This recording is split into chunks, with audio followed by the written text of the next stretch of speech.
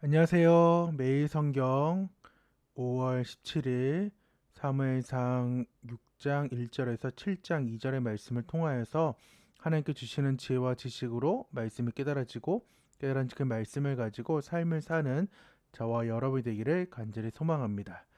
저는 지난 월요일까지 이렇게 잘 강릉에 가서 또한 사복에 가서 여동생과 부모님을 잘 만났습니다.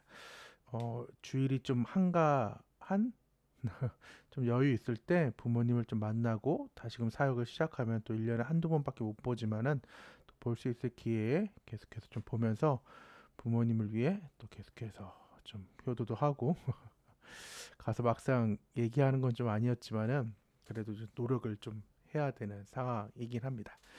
여러분은 그 저 없는 사이에 얼마큼 말씀을 보고 계셨는지 모르겠지만은 저는 영상을 못 찍었지 그래도 말씀을 꾸준하게 보고 묵상하고 이러고 있었습니다.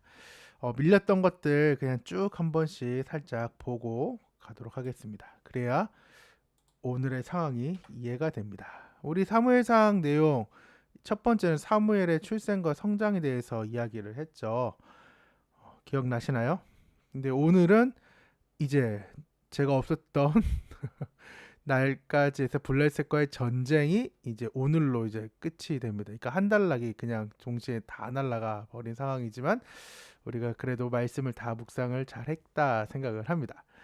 이러한 시기에 블레셋과의 전쟁이 발발하였다. 그러니까 즉 영적으로 힘들어하는 그러한 시기, 또 사무엘을 찾는 그 하나님 시기에 이제 말씀이 주어지는 그때에 사람들은 안 듣지만은 말씀 가운데 그런 여러 가지 암흑 가문 그런 시기 가운데에 블레셋과의 전쟁이 발발하였고 이스라엘은 에베레셀에 블레셋 아벡에 서로 마주 보면서 진을 쳤다. 이스라엘은 첫 번째 전쟁에서 패배하여 4천 명 가량의 희생자를 냈다. 이때 하나님께 더 물어보고 여쭤보고 이래야 되는데 그러지 않고 오히려 하나님의 계가 없어가지고 들고 가자라는 상황으로 엉뚱한 발상을 하죠. 그러므로 이스라엘은 실로에 있던 법궤를 전쟁터로 가지고 왔다. 완전 우상 같은 상황이 벌어진 거죠.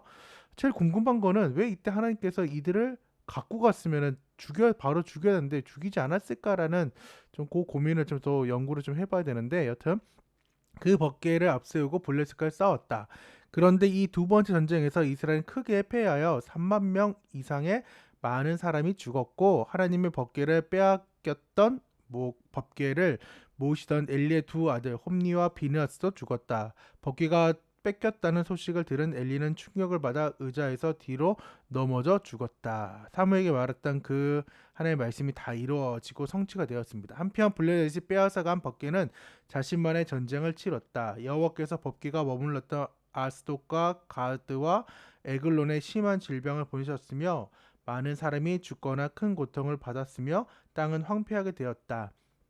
아침에 블레 사람들은 법궤를 이스라엘 성읍 베스메스로 돌려보냈다. 하지만 베스메스 사람들이 법궤 안을 들여다보았으므로 여호와께서 그들을 징계하셔서 5만 70명 사람을 죽이셨다.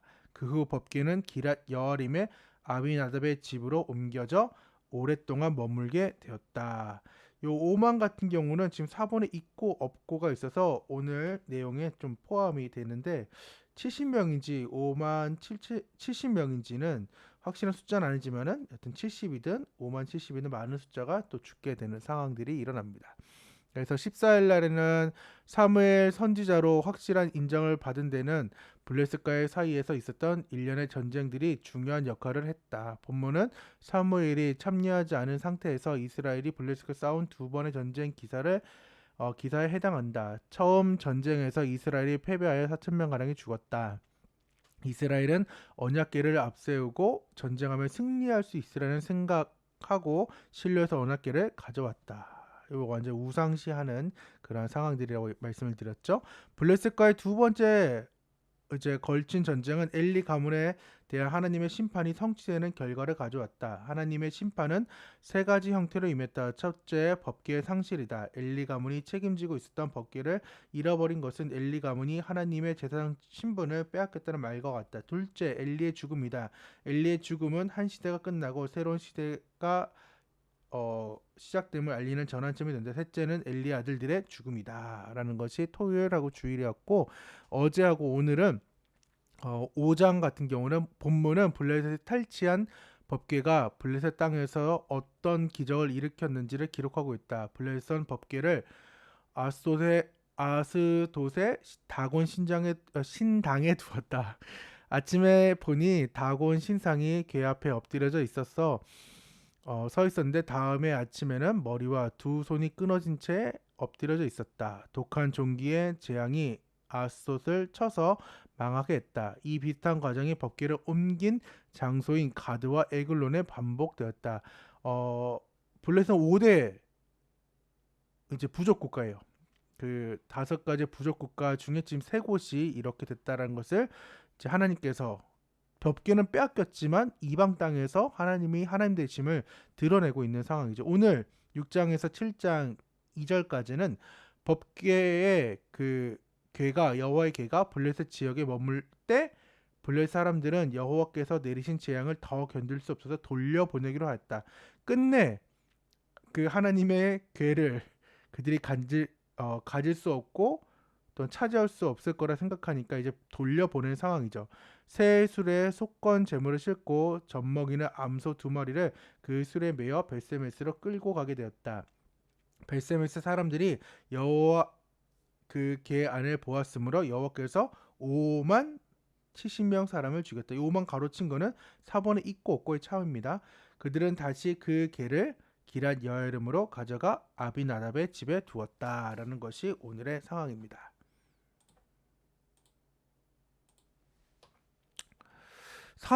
사장을 묵상했을 때 저는 나는 하나님을 우상처럼 여기지 않는가라는 생각을 했어요.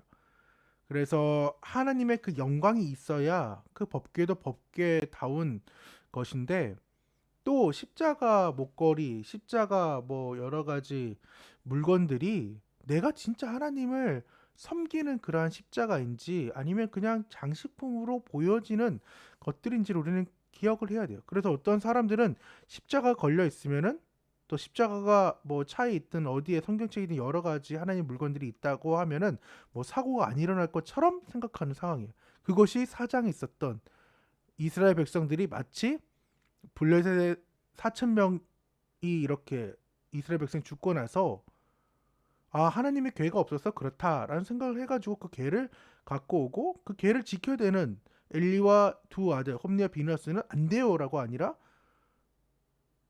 오히려 가져가든 안 가져가든 그냥 따라가기만 하는 그런 어이없는 상황들이 일어나죠. 그래서 끝내 죽자 며느리가 이가봇 하나님의 영광이 없다라는 얘기를 하는 거죠.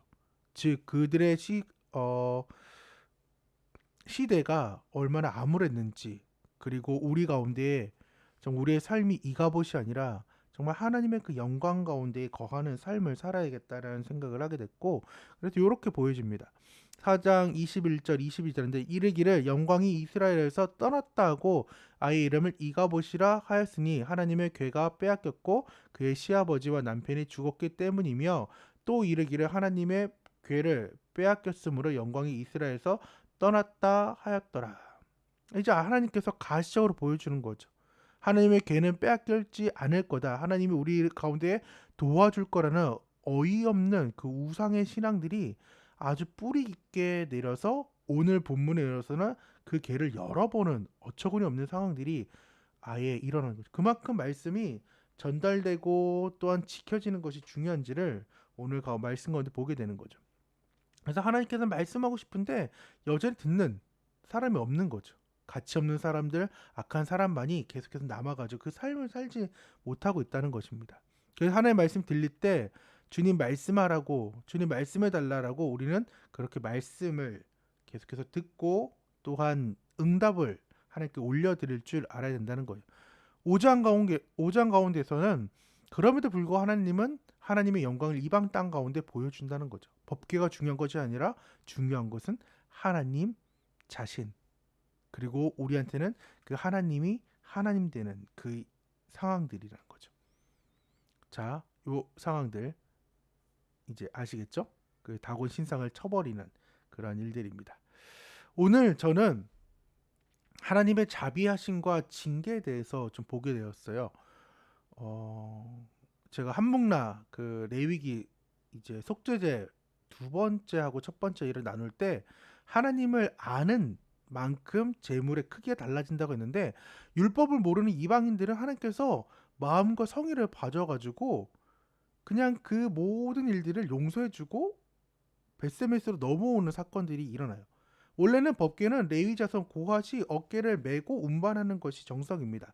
민수기 4장 15절에 보면은 진영을 떠날 때에 아론과 그 아들들이 성소와 성소의 모든 기구 덮는 일을 마치거든 고핫 자손들이 와서 맬 것이니라. 그러나 성물은 만지지 말라. 그들이 죽으리라. 회막 물건 중에서 이것들은 고핫 자손이 맬 것이며. 그러니까 성막은 그 궤 가운데에 있어서 그 꼬챙이라고 해야 되나? 그것을 양쪽으로 이렇게 두 명 해가지고 총 4명이 이렇게 들고 가야 되는 상황인데, 이스라엘 백성들 가운데 이제 보내지는 그 법궤는 술에 메어지고, 또 속죄제라고 얘기하는 그거 가지고 뭐 금지 이런 것들을 막 보내죠. 오히려 또 하나님의 영광을 더럽힌 그 죄는 피 흘림의 제사가 있어야 돼요. 레위기 6장 1절에 18절, 빨리 한목나 레위기 편 넘어가긴 해야 되는데, 그러한 피 흘림의 제사가 있어야 되는데 그들은 피 흘림의 제사를 몰랐어요. 그러니까 하나님께서는 뭐라고요? 그들의 율법을 모르는 이방인들에게는 그 마음과 성의를 보면서 하나님의 그 자비하심으로, 하나님의 그 인자하심으로 넘어가는 것을 볼 수 있는 거죠. 하지만 오늘 같은 경우는 또한 후반부에는 지금 율법을 아는 그 사람들은 이제 아닌 거죠. 징계를 내리는 거죠. 이거 어디 갔지? 어, 안 보이긴 하는데 갑자기, 원래 율법을 이제 아는 상황 같은 경우는 율법을 지켜야 돼서 징계를 받는 거예요. 그래서 벳세메스 사람들의 그 패역한 행동은 당시 영적 상황과도 무관하지 않다는 거예요. 열어보면 안 됐어요. 왔으면은 그 실로로 바로 갔어야 되는데 벳세메스에 걸쳐져서 열어보지 말아야 될 그 하나님의 영광. 오히려 이스라엘 백성에게 하나님께서는 재앙을 내리지 않고 그 블레셋 그 곳에서 하나님이 하나님 되심을 보였을 때 사람들이 들었으면은 넘어가야 되고, 또한 하나님의 말씀을 이제 기억하고 상고해야 되는데 그들은 그렇지 않았다는 거죠. 이스라엘 사회 전반에 걸친 타락한 영적 상황에 걸맞게 하나님을 두려워하는 마음이 전혀 없었다는 거죠. 그래서 우리는 말씀으로 깨어 있어야 돼요. 그리고 삶을 살아야 돼요. 이거 보는 거하고 하는 거가 전혀 다르더라고요. 오늘 막 말이 더 꼬이긴 했는데, 그러니까 제가 지금 말씀드리고 싶은 것은 하나님의 그 상황들이 정말 이렇게 말씀 훈련이나, 저도 지금 어떻게든 지금 말씀 가운데 해보려고 지금 하다 보니까 막 더 이런 상황이긴 하지만은, 이게 머리로써 아는 거하고 또 막상 제가 말로 전하는 거, 이런 것들이 다 다르잖아요. 제가 열심히 이제 정리로써 적어놓고 이걸 보면서 하면 되겠다라고 급하게 했지만, 이게 충분한 리딩이 없어서 막 꼬이는 것처럼, 동일하게 말씀을 알고만 있는 거하고 그것을 실천하는 게 다르다고요. 아까 제가 얘기했던 거 보는 거하고 하는 게 다르다고 얘기했잖아요. 제가 늘 지금 요즘 혼나는 게, 보고 있으면 뭐 하냐는 거예요. 막상 해보면은 따라가지를 못하고 하질 못하니까 하는 말이, 너 여태까지 보면서 뭐 했어? 무슨 생각했어? 이런 얘기를 계속 들어요. 안 되더라고요. 막상 제가 해보고 이래저래 실패를 해보니까, 그리고 성공해보니까 이게 이렇게 되는구나 라는 것을 몸으로 알게 되니까 다음번에 할 때는 바로바로 이렇게 좀 움직이게 되더라고요. 하지만은 말씀을 그냥 알고 그리고 들린 대로 그냥 넘어가 버리면은 그게 내 것이 안 돼요. 그러니까 우리가 해야 될 일은 꾸준하게 말씀을 보고 어떻게든 그 말씀 가운데 무엇을 삶을 사는 노력을 우리는 다 해야 된다는 거죠. 저도 내일은 좀 더 이렇게 꼬이지 않는 발음으로 잘 해보도록 하겠습니다. 하여튼 제가 오늘 말씀 가운데 이렇게 들었던 것은 하나님은 자비하시면서 말씀을 아는 우리에게는 레위기 그 속죄제의 제물처럼 흠없는 저기 양이 아니라 소를 드리기를 원하는 것처럼 말씀으로 하나님을 더욱더 알아가는 저와 여러분 되기를 간절히 소망합니다. 기도하겠습니다. 하나님 감사합니다. 그날 4장부터 오늘 이제 6장을 지나 7장 초반까지 이제 오게 되었습니다. 블레셋과의 전쟁을 통하여서 이스라엘 백성들이 얼마나 큰 잘못된 생각을 하였고 정말 그 법궤만 있으면 다 된다라고 생각하는 어리석은 생각이 우리의 삶 가운데 적용될 때가 너무나도 많이 있습니다. 내 삶에는 하나님이 없어서는 안 된다라는 그 고백과 또 하나님만으로 행복할 수 있게 도와주셔서 또 이방 땅의 그 괴가 정말 하나님의 하나님 되심을 보여주는 그 순간들을 이스라엘 백성들은 몰랐지만은 블레셋 사람들은 출애굽과 연관을 시켜가지고 하나님을 하나님 되게끔 자신들 나름대로 그 예물과 또한 법궤를 돌려보냈을 때 하나님께서는 너그럽게 받아주셨지만은 율법을 아는 그 베스메스 사람들에게는 하나님께서는 죽음으로 그들에게 하나님이 하나님 되심을 보여주었습니다. 하나님 삶을 사는 것이 정말 어렵지만은 우리가 말씀 가운데 삶을 살 수 있는 힘과 지혜와 용기를 주셔서 이 말씀이 그냥 넘어가는 말씀이 아니라 우리 말씀 속에 우리 삶 속에서 살아 움직이는 귀한 말씀 될 수 있도록 도와주셔서 이후에 계속 살펴본 말씀을 통하여서 우리 마음에 회개의 영도 허락하여 주실 걸 믿사오며 살아계신 예수님의 이름으로 기도드립니다. 아멘. 감사합니다. 평안함을 되시고 또 좋은 하루 되시기 바랍니다. 감사합니다.